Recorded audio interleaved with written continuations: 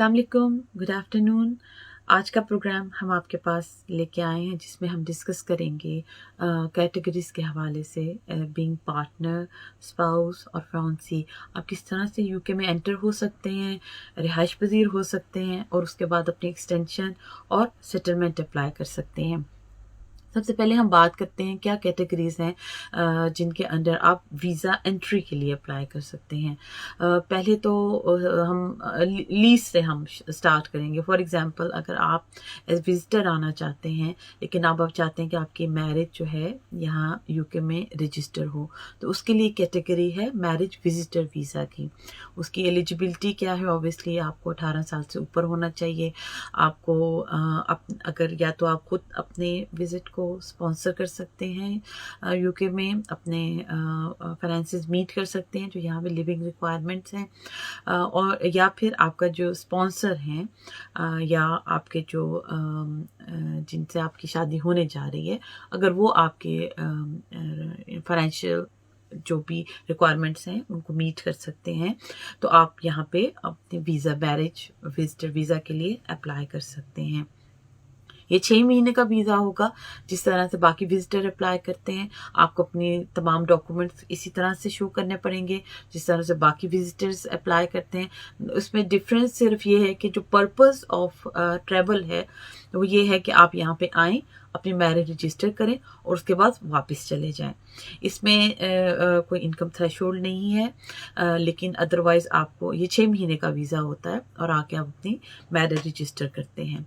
इसमें अब दूसरी कैटेगरी की तरफ हम जाते हैं जहाँ पे आप एज फियांसे आप यहाँ पे आते हैं और अपनी मैरिज रजिस्टर करते हैं। फियांसे कैटेगरी में आपको तमाम रिक्वायर्ड मीट करनी पड़ती हैं ऑलमोस्ट सवाए टीबी टेस्ट के, क्योंकि ये 6 महीने का वीज़ा होता है। इसमें आपको इनकम रिक्वायरमेंट, आपके स्पाउस जो यूके में है उनको इनकम रिक्वायरमेंट मीट करनी पड़ती है। इसके साथ साथ आपको इंग्लिश लैंग्वेज की रिक्वायरमेंट भी मीट करनी पड़ती है जो A1 लेवल है, और इसके साथ आपको अपना मैरिज प्लान बताना पड़ता है कि आपका मैरिज का एक्चुअली प्लान क्या है, आप कब आएंगे, आपके कितने गेस्ट इनवाइटेड हैं, क्योंकि आप यहाँ पे एज फियांसे आपकी मंगनी हो चुकी है, आप उनसे ऑलरेडी मिल चुके हैं अपने पार्टनर से और अब यहाँ पे आके अपनी मैरिज रजिस्टर करना चाहते हैं। अगर इसकी एक्सटेंशन भी हो सकती है किसी वजह से, कोई अनफोर्सीन ऐसे सर्कमस्टांसेस हो जाते हैं जिसकी वजह से आपकी जो मैरिज डेट है वो चेंज हो जाती है। फॉर एग्जांपल ये कोविड के दिनों में कोई इस तरह की सिचुएशन हुई तो वो एक्सटेंशन के लिए भी अप्लाई कर सकते हैं और उनको एक्सटेंशन मिल जाएगी, लेकिन उनको गुड रीज़न प्रोवाइड करनी पड़ती है कि क्या ऐसी रीज़न है जिसकी वजह से उनको ये एक्सटेंशन अप्लाई करनी पड़ती है, क्योंकि ये वीज़ा भी आपके टाइम पीरियड के 6 महीने के टाइम पीरियड के लिए दिया जाता है ताकि आप यहाँ पे आके मैरिज रजिस्टर करवा लें। अब आप उस कैटेगरी पे जहाँ पे आपकी मैरिज रजिस्टर हो चुकी है विद इन द यूके और आउटसाइड द यूके, तो अब वहाँ पे एज स्पाउस पे किस तरह से आप अप्लाई करते हैं। उसके लिए सबसे पहली जो रिक्वायरमेंट है under immigration rule, met and married. आप एक जेन्युइन रिलेशनशिप में हैं, आप एक दूसरे से मिल चुके हैं, आपकी शादी रजिस्टर हो चुकी है ओवरसीज और इन द यूके, और जिस तरह से भी बगैर एक रजिस्टर्ड मैरिज है तो आप उसमें आ सकते हैं। आपको क्या रिक्वायरमेंट्स मीट करनी है? सबसे पहला जो है जिसको कहना चाहिए सबसे मुश्किल पार्ट भी एक तरह से कहना चाहिए, जिसके लिए कंसर्न्ड होते हैं यहाँ पे लोग, वो है इनकम थ्रेशोल्ड की रिक्वायरमेंट कि उनकी इनकम 18,600 ग्रॉस इनकम उनकी होनी चाहिए। अगर वो एम्प्लॉयड हैं तो पिछले 6 महीने से, अगर वो सेल्फ एम्प्लॉयड हैं तो पिछले 12 महीने से उस रिक्वायरमेंट को मीट करें। उसके अकॉर्डिंगली उनको अपने डॉक्यूमेंट्स लगाने पड़ते हैं। अगर वो जॉब पे हैं तो वो लगाएंगे wages slip, bank statements, employer का लेटर। अगर वो सेल्फ एम्प्लॉयड हैं तो अपने अकाउंटेंट का लेटर लगाएंगे, अपनी बैंक स्टेटमेंट्स लगाएंगे और जो भी मिसलेनियस डॉक्यूमेंट है जो ये प्रूव करें कि उनका बिजनेस यहाँ पे इस लेवल को मीट कर रहा है। इसके अलावा भी बहुत सारी ऐसी हैं जिसमें जिसमें हमारी मेनली कम्युनिटीज़ में जहाँ पे अप्लाई करते हैं, उसमें एक और ऑप्शन आ जाती है सेविंग्स की ऑप्शन। अगर कोई किसी वजह से नहीं कर पाता जॉब या बिजनेस, तो क्या सेविंग की उनके पास होनी चाहिए जो वो मीट कर रहे हों उसकी रिक्वायरमेंट को, उस एक पर्टिकुलर अमाउंट को, तो वो इस वीज़ा के लिए अप्लाई कर सकते हैं। वो है £62,500 अगर उनके अकाउंट में है, और वो उसका ट्रेल दे सकते हैं कि ये उनके अकाउंट में पिछले 12 महीने से किस तरह से आए, आइदर उन्होंने कोई प्रॉपर्टी बेची या उनको गिफ्ट किया गया, या वो किस पर्पस से उनके अकाउंट में वो पैसे आए, तो वो they can go ahead and apply for it. उनको फिर मज़ीद उसको सवाए इसके कि उसका सोर्स क्या था इस सेविंग का, इसके अलावा उनको मज़ीद कुछ बताने की ज़रूरत नहीं है। इसमें अब मैं आपको बताती चलूँ, इसमें कई वो कैटेगरीज भी आ जाती हैं जिनमें पेंशन, ओवरसीज एम्प्लॉयमेंट और बहुत से और चीज़ें भी शामिल हैं। वो किस तरह से अगर कोई सेविंग है जो आपके पार्टनर के अकाउंट में है लेकिन किसी और करेंसी में है, तो वो करेंसी की कन्वर्जन कैसे होगी, वो किस तरह से होंगे। अब कुछ कैटेगरीज हैं जो आपस में आप मिक्सअप कर सकते हैं। फॉर एग्जांपल, आप एम्प्लॉयमेंट के साथ आप मिक्सअप कर सकते हैं अपनी सेविंग को, ठीक है। तो वो एक फॉर्मूला है, वो जब आप हमें डॉक्यूमेंट्स दिखाएं, आप हमें अपनी सारी क्योंकि ये डिपेंड करता है और वेरी करता है पर्सन टू पर्सन। हर पर्सन के लिए एक हम रूल नहीं बता सकते, हम बस उनको ये बता सकते हैं क्योंकि जनरल इन्फॉर्मेशन यहाँ पे शेयर की जाती है कि आप ये कैटेगरीज जो है मिक्स कर सकते हैं। सेविंग मिक्स नहीं हो सकती सेल्फ एम्प्लॉयड के साथ, लेकिन सेविंग मिक्सअप हो सकती है एम्प्लॉयमेंट के साथ।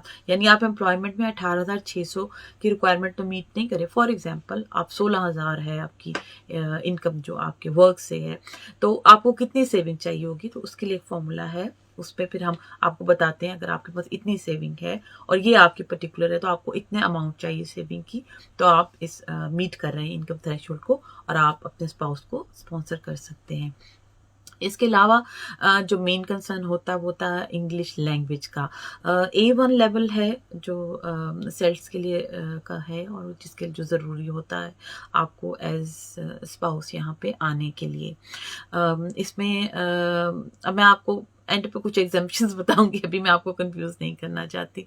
तो आपको A1 पास करना है। अगर आपकी यूके नैरिक से है, अगर आप की डिग्री अटेस्ट हो जाती है कि आपने आपकी जो डिग्री है वो इंग्लिश में टॉट हुई है और वहाँ यूके में वो बैचलर्स लेवल के इक्वल है, तो भी आपको इंग्लिश पास करने की ज़रूरत नहीं है। You are otherwise meeting the requirement. So ये वो क्या कहना चाहिए कि आपको रिक्वायरमेंट्स हैं जो आपको मीट करनी पड़ेंगी। टीबी टेस्ट रिक्वायर्ड होता है जिसकी वैलिडिटी होती है 6 महीने तक। टीबी टेस्ट आपको करना ज़रूरी होता है। हाँ, मैं आइल्स का भी बताती चलूँ कि जो आपका सेल्स A1 होता है उसके लिए उसकी 2 साल की मुद्दत होती है, 2 साल के बाद वो एक्सपायर हो जाता है। लेकिन अगर आपकी डिग्री अटेस्टेड है तो वो भी आपका जो यूके नैरिक का है सर्टिफिकेट, वो भी इसी तरह से एक्सपायर हो जाता है और आपको नया सर्टिफिकेट लेना पड़ता है। इसके साथ साथ क्या रिक्वायरमेंट होनी चाहिए वो मैं आपको बताती चलूँ कि जेन्युइन एंड सब्सिस्टिंग रिलेशनशिप को होम ऑफिस किस तरह से कंसिडर करता है। जेन्युइन एंड सब्सिस्टिंग रिलेशनशिप का मतलब ये है कि आपकी जेन्युइनली शादी हुई, it was not paper marriage और एनीथिंग लाइक दैट, और उसके बाद सब्सिस्ट कर रही है, यानी ये मैरिज चल रही है, ये जारी है। जारी किस तरह से है? जारी ऑब्वियसली आपने एक दूसरे को मिले हैं, आप एक दूसरे से कॉरेस्पॉन्ड करते हैं। अब तो मीडियम बहुत ज़्यादा चेंज हो गया। एक ज़माना था जिसमें ख़त लिखे जाते थे और अब तो व्हाट्सएप पे सारा दिन मैसेजेस चलते हैं, ईमेल्स हैं, गिफ्ट्स हैं, वाइबर है, there are so many mode of communication. तो अब ये इतना मसला नहीं रह गया। आपके फोटोग्राफ्स टुगेदर होने चाहिए शादी के मौके पे, या इसके बाद कोई ट्रैवल किया आपने टुगेदर, तो उसमें किस तरह से आप मीट करते हैं। यानी एक जेन्युइन शादी, एक जेन्युइन लाइफ किस तरह से होती है। शादी होती है, तस्वीरें बनती हैं, ठीक है। उसके बाद आप कहीं सैर पे गए हैं, आपने कोई शॉपिंग की है, उसके बाद आप जो आपके स्पाउस हैं वो यूके में वापस आ जाते हैं, तो ऑब्वियसली आप एक दूसरे से कनेक्टेड रहते हैं, बातचीत करते हैं। सो ये रिक्वायरमेंट्स हैं जो आपने मीट करनी है, जो किसी भी जेन्युइन मैरिज के लिए कोई मुश्किल नहीं है। The only thing here to be noted is कि आपने इनकम रिक्वायरमेंट मीट करनी है और इंग्लिश रिक्वायरमेंट मीट करनी है। अब मैं आपको एग्जाम्पशन बताती चलूँ कि कौन सी ऐसी सूरत हाल हो सकती है जिसमें आपको इनकम रिक्वायरमेंट मीट नहीं करनी पड़ती। अगर आपके स्पाउस जो यूके के हैं, खातून हैं या मर्द हजरात हैं, अगर किसी वजह से वो किसी डिसेबिलिटी का शिकार हैं, कोई ऐसी रीज़न है, उनकी हेल्थ इश्यूज़ हैं जिसकी वजह से उनको डिसेबिलिटी अलाउंस मिलता है या केयर अलाउंस मिलता है या अलाउंसेस की भी एक लिस्ट है, अगर वो एक सर्टेन लेवल तक उनको पिछले 12 महीने से वो अलाउंस मिल रहा है तो उनको एग्जेम्पशन होती है इनकम थ्रेशोल्ड मीट करने के लिए। लेकिन उसके लिए उनको अपने डॉक्यूमेंट सोलिसिटर से चेक करवा लें, खुद से मत एज्यूम कर लें कि किस तरह, क्योंकि उसकी भी एक लिमिट है कि किस तरह से उनकी रिक्वायरमेंट को वो मीट कर सकते हैं और वो कितने बेनिफिट ले रहे हों एज डिसेबिलिटी अलाउंस और केयर अलाउंस और what ever is given in that list, तो वो उसमें एग्जेम्प्ट होंगे। इसके अलावा इंग्लिश लैंग्वेज की जहाँ तक एग्जेम्पशन का ताल्लुक है, वो कैसे हो सकते हैं एग्जेम्प्ट, एक तो मैंने आपको बता दिया, अगर उनकी डिग्री इंग्लिश में टॉट हुई है that is also an exemption. इसके अलावा क्या एग्जेम्पशन हो सकती है, कोई ऐसी नेचुरल रीज़न जिसकी वजह से वो मेडिकल रीज़न जिसकी वजह से वो अंग्रेज़ी पास नहीं कर सकते, तो उसमें फॉर एग्ज़ाम्पल अगर किसी को सुनने में या बोलने में कोई रुकावट है, परेशानी है, तो इस रिक्वायरमेंट को मीट नहीं कर सकते, तो इस तरह का मेडिकल लेटर अगर उनका लगता है, या अगर कोई इस ज़िंदगी की स्टेज पे जाके स्पाउस वीज़ा अप्लाई कर रहे हैं जहाँ पे उनकी उम्र 65 साल से ऊपर है, तो वो एग्जेम्प्ट हैं इस रिक्वायरमेंट को मीट करने के लिए। ये वो चीज़ें हैं जो उनके लिए ज़रूरी है कि पार्टनर्स किस तरह से आ सकते हैं, एज फियांसे आ सकते हैं, मैरिज विजिट वीज़ा के ऊपर आ सकते हैं, या फिर एज स्पाउसेज आ सकते हैं। एक बात मैं आपको बताती चलूँ, जो आपका विजिट वीज़ा पे जो यहाँ पे आते हैं वो यहाँ पे मैरिज रजिस्टर नहीं कर सकते, इसलिए आपको शुरू से बताना ज़रूरी है कि आप मैरिज विजिटर वीज़ा पे आ रहे हैं, ठीक है, ताकि आपको यहाँ पे, क्योंकि अदर विजिटर्स को यहाँ पे मैरिज रजिस्टर करना अलाउड नहीं होता।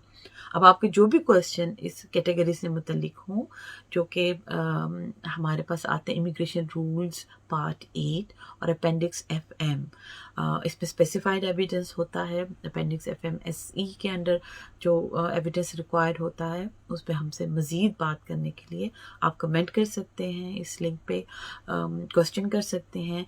I will provide my number there, you can talk to me, it can be a local number, Pakistan number, आप मुझसे बात कर सकते हैं, जो इन्फॉर्मेशन भी आपको चाहिए इस कैटेगरी से मुतल्लिक या किसी और से भी मुतल्लिक, आप मुझसे बात करके इन्फॉर्मेशन ले सकते हैं।